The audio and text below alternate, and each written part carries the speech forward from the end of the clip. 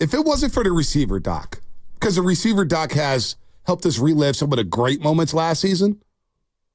But who the hell's been bragging about the year they had last year? The Niners were the number 1 seed in the playoffs. They did open up the season 5-0. They did go on a roll, starting in Jacksonville and Tampa, beating up on Tampa. Pardon me. Going to Seattle on Thanksgiving night, beating them, beating Philadelphia 42-19. Who the hell's been bragging about that? It feels like they weren't the same team after the Baltimore game. From the rest of the year on. No, Baltimore took something out of them. Yes. Because even Washington was a struggle early on. Yeah. It was a struggle. Now, the Rams game, you throw it away because nobody really played. The Washington game was closer than It was closer than we all believe. Yeah, throw the Carson Wentz out-dueling Sam Darnold game out of here. But by the way, just real quick. Yeah. Real quick. I'm going to let you finish your thing. Yeah, no one's bragging. Seeing ghosts. All you idiots who hyped up Sam Darnold. That's it. You're an idiot. Whoa. What, the one guy? Who hyped up Sam Darnold? There were certain people in the media like, Sam Darnold. Get out of here. Did Sam Darnold really breed out? What I want to know, there were certain people who slob knob the Pac-12. They're like, Sam Darnold, look at how he's throwing. Sam Darnold's been garbage. Yeah, I've never been a fan, but I do want to go with that competition. That training camp. I don't even really think it was a competition, but I don't even want to revisit. What I want to revisit, though, is who the hell's bragging about last regular season with the 49ers? They lost the Super Bowl, and nobody's brought up Philadelphia. Nope. Nobody's brought up the Dallas game, 42-10. Nobody's brought up the Rams game in Week 2 in L.A. Nobody's brought up Pittsburgh in Week 1. That Super Bowl loss has hung over our heads all off season. And all we've talked about, when we have talked about the 49ers, how the hell do you get back to that point? And even if you get back to that point, I've been on record saying, damn, if I know Kansas City's on the other side of the bracket, I don't even know if I want to go to the Super Bowl no more and face Patrick Mahomes. Like, that's how scared I am of the Kansas City Chiefs and I guess just how defeated I've been in these big games with the 49ers, starting with the Harbaugh Niners. Like, there's a lot of bad memories, man, whether it's the Super Bowl against Baltimore, whether it's the NFC Championships against Seattle or the New York Giants or the LA Rams in SoFi Stadium, Philadelphia, when you lost your quarterback on the 6th offensive play and Brendan Ayuk's running wide open on the post corner route right in front of Shask and I. Shask say, he's got him. And nope, it's a fumble. I mean, come on, man. Like, come on, folks, let's get real. It's not hey, we're gonna enjoy the process. And if we fail, we fail because it's really hard. The hell with that. I mean, it's not your 7th grade basketball team, okay? No. I'm just so happy to see you guys play. Like, this is big boy sports. All right? This is big time sports, big corporation sports. And these guys are all trying to fight for every dollar and their legacy, all right? Have you listened to Joe Lacob, folks, this week? The owner of the Golden State Warriors? Obsessed with winning. The guy wants to win. Do you think anybody on the obituary of Jerry West was like, he did win the Western Conference? No. 21 times. Jerry West is still pissed he didn't beat the Celtics in the finals. Like, I'm not going to sugarcoat it. I can sit here and do a sugarcoat job. What? What? We don't sugarcoat things. I'm not sugarcoating anything. How many times has the Dallas Cowboys won the East in the last, I don't know, Nobody even cares. Years? Nobody cares. You think Guru cares? Guru cares about... Guru's like, we can't even get to the damn NFC Championship game. How about the Houston Rockets? Did anyone care? Nobody cares. They won 65 games. No one cares. Nobody gives a damn. Nobody cares. Nobody's hanging regular season banners for winning 65 games. I completely forgot about how cool and how awesome and how important that Eagle win was. And then when you kind of like step back and you forget completely about it, you're like, wow, that was such a great win. And all the hate and all the joy we had of beating up on Philadelphia. I had a lot of joy. I loved that win. I don't even care because we lost to the same dead team they lost to in the Super Bowl. Well, and the other part of this is that seeing the way the Detroit first half played out and seeing the way that the Super Bowl ended up playing out, you were really lucky to get past Green Bay and Detroit. Very lucky. You just were. You should have won those games. Both can be true. You won the game, you get credit, but you can also be equally like, wow, we were really lucky to escape the Green Bay game. And not only that, anybody out there don't think Detroit's going to be better? I think they're going to have a difficult time within that division, loading up in that division, and then they've spent some money in some unique ways. Like, they haven't even paid Hutchinson yet. No, they haven't. Bite a kneecap off. They're a couple years away from that. But also Also, well, by the way, I think about him a lot different. From that time that you just said that bite a kneecap off to where I am now, no person's opinion have I changed more on than Dan Campbell. Dan Campbell's what a lot of, I actually like that press. I was like, you know what? Detroit needs some of that. That market needed that. And Green Bay will be better. They were one of the youngest teams in the league. I think the Eagles with Saquon Barkley slow are down be on better. Green Bay for a second. Okay. Slow down on Green Bay. Okay. Because a lot of people laughed at Green Bay. They went to Dallas and they won. And I got a lot of heat because I said, man, I love Jordan Love. Now, he did throw the 2 picks. That was his second playoff game, I should say. Second playoff game. Now, the road game in Dallas is really a neutral site because Cowboy fans, that home field advantage stinks. Ask Guru. They don't have a home field advantage. They're playing neutral site games basically every week. Green Bay had one of the youngest receiving cores, youngest offenses, and now they got Josh Jacobs. Now, if he could stay healthy, he's a bruising runner. In that cold weather, he could be really, really good. He's doing a lot of talking, too. Let's see if Josh can stay healthy. He's doing a lot of talking. A little too much for my liking, but it is what it is. But their receivers were hurt. So Green Bay will be better. The Chicago Bears have all kind of talent. The only question mark is how quickly can Caleb Williams adapt to the NFL? I'm not ready to give them anything, but they were the number 1 pick. They're intriguing. Or the 9th pick, excuse me. They're intriguing, though. But Keenan Allen, Rome Odunze, DJ Moore, they've got playmakers. But okay.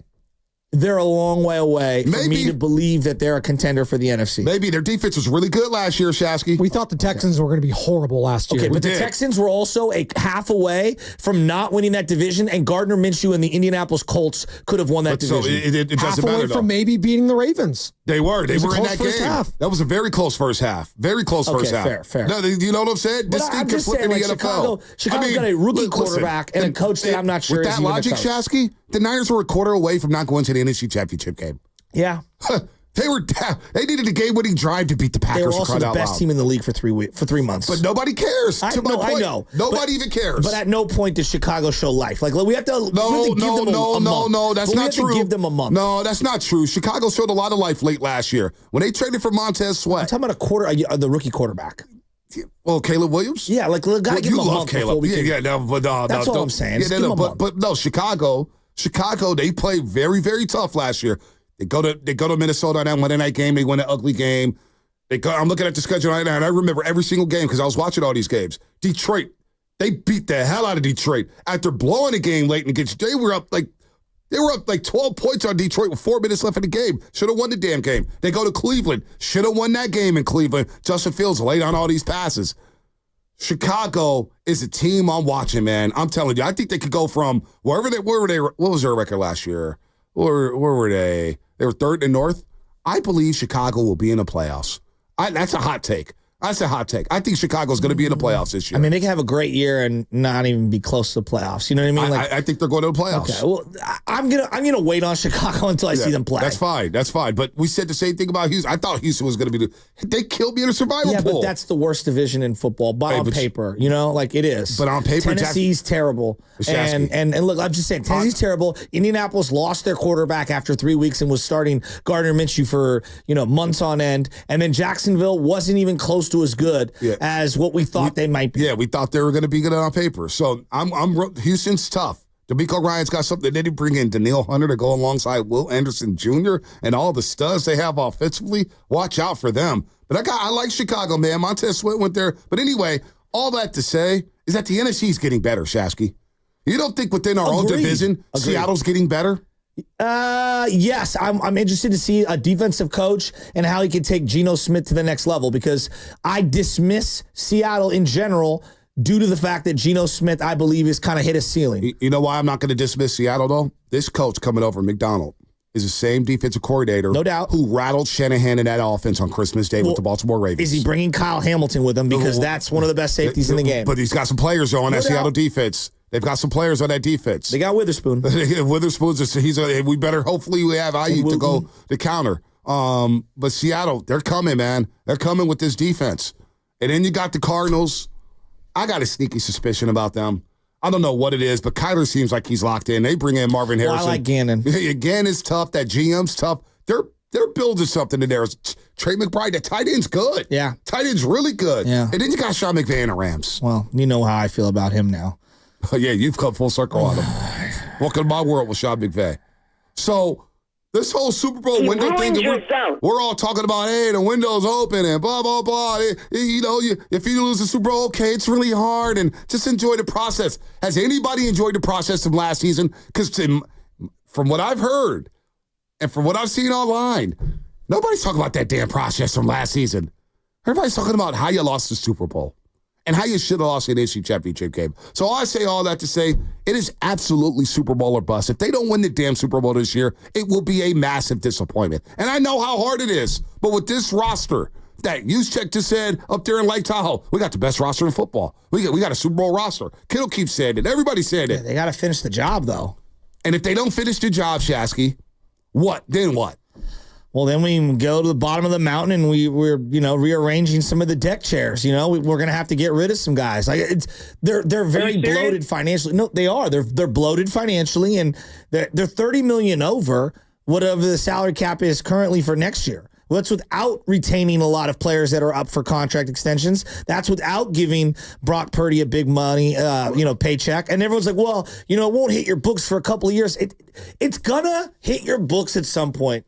And all of their, poor financial spending and good financial spending came home to roost this offseason. And that's kind of why you're in a stalemate with Brent Ayuk. Joe. And we didn't even talk about Philadelphia yet and what they have.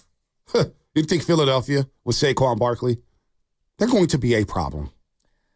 They're going to be a problem. I worry about them.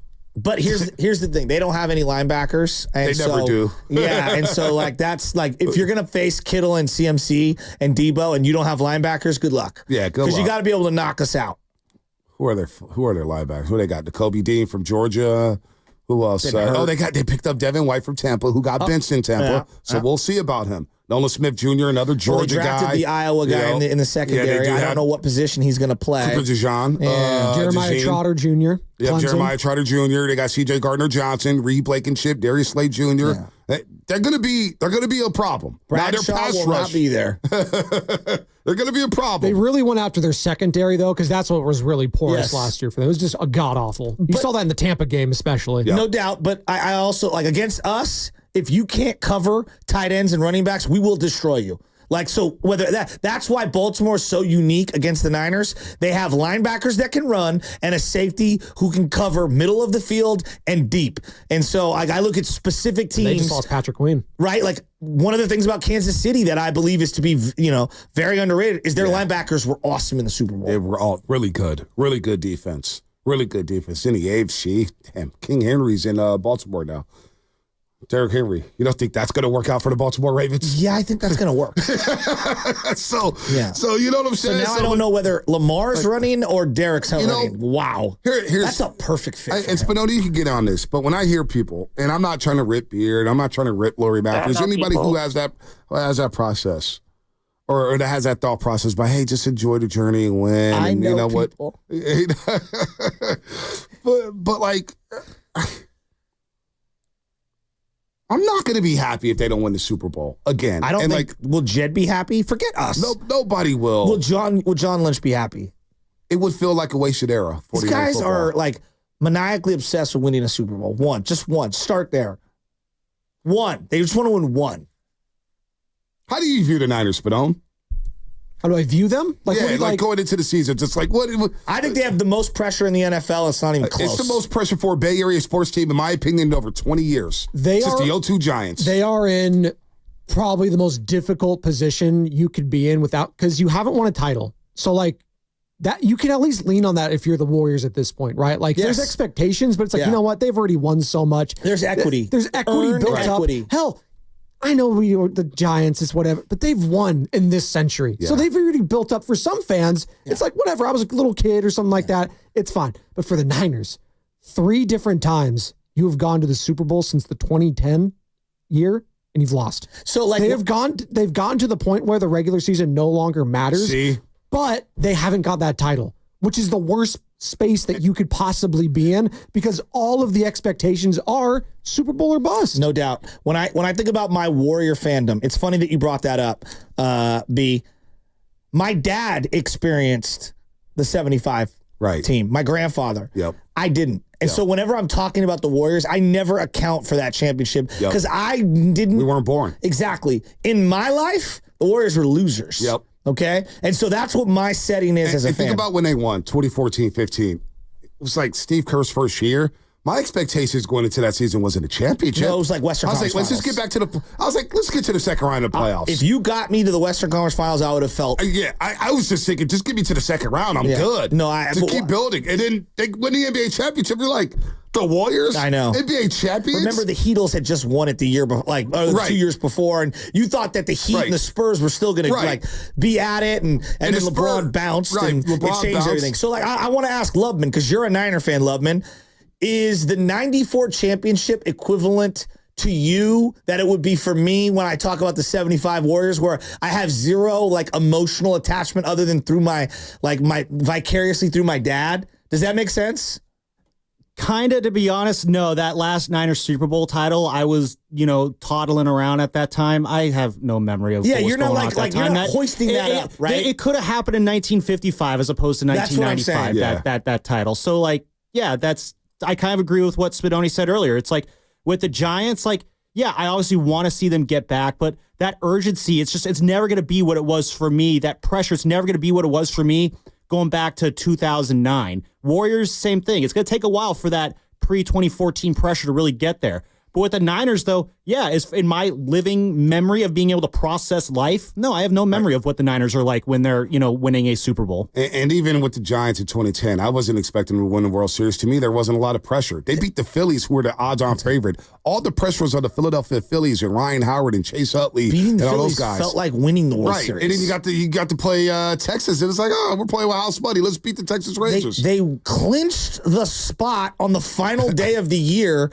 with a Johnny Sanchez start where he hit a triple down the line. Big Dog and I went to that game, and they ran all around the yard. It was incredible. They ran all around the yard at that game. And it was that struck out to end the game? I forget who it was. It was just a big party. Yeah. I don't remember who it was. I think it was Venable for the Padres. I just remember Big Dog walking out the city. I just remember Big Dog walking out the stadium. Oh, you Giants says now on the wagon. It's like, dude, dial it down. You didn't believe they were going to win. No one did. Because they were 10 games behind the Padres that season in NL West. Late in the season, and the Padres had to choke to get that division. I thought the James Loney Dodgers were going to get us. Right. So I'm...